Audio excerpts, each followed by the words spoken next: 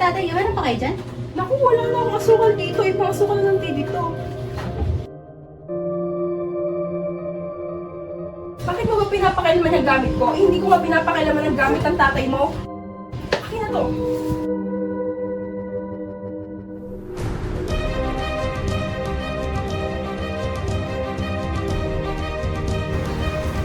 Anak, nasa na sa car?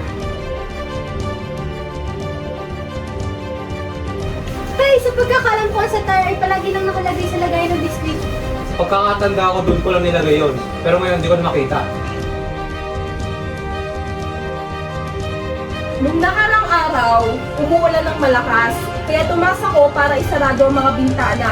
Tumutulong ang ating bubong kaya ginalaw ko ang ibang mga gamit doon.